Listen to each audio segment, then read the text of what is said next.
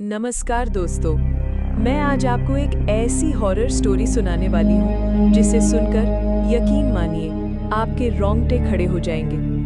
ये मेरी अपनी आप बीती है जिसे मैं चाहूँ भी तो कभी भूल नहीं सकती। ये घटना दिसंबर 2022 की है जब मैंने अकेले एक रात ट्रेन से सफ़र किया था और वो सफ़र जिंदगी का सबसे डरावना अनुभव बन गया।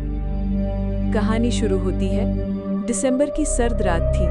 मैं मंदसौर में अपने मायके से इंदौर लौट रही थी। ट्रेन रात के 8 बजे रवाना हुई। शुरू में सब सामान्य लग रहा था, लेकिन जैसे जैसे ट्रेन आगे बढ़ी, डिब्बे खाली होते चले गए।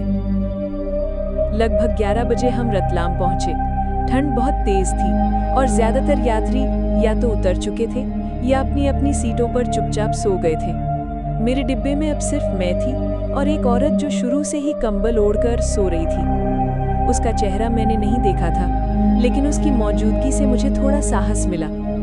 रतलाम के बाद ट्रेन उज्जैन के पास कहीं सुनसान इलाके में आकर अचानक रुक गई। बाहर झांक कर देखा तो गहरा सन्नाटा और घुप अंधेरा फैला था। मोबाइल में टाइम देखा, रात के 12:03 थे। तभी वो औरत जो मेरे सामने वाली सीट पर सो रही थी अचानक उठ बैठी। उसने बिना कुछ कहे अपना कंबल जमीन पर फेंका और अपना सिर गोल गोल घुमाने लगी। मेरा दिल जोर जोर से धड़कने लगा। जब मैंने फिर देखा तो मेरा शरीर सन्न रह गया। उसकी आंखें जानवर जैसी चमक रही थी। वो जमीन पर घुटनों के बल बैठ गई थी और दोनों हाथ सामने रखकर कुत्ते की तरह जीभ अंदर बाहर कर रही थी। उसके मुंह से झाग और लार टपक रही थी। मैं डर के मारे गेट की ओर भागी।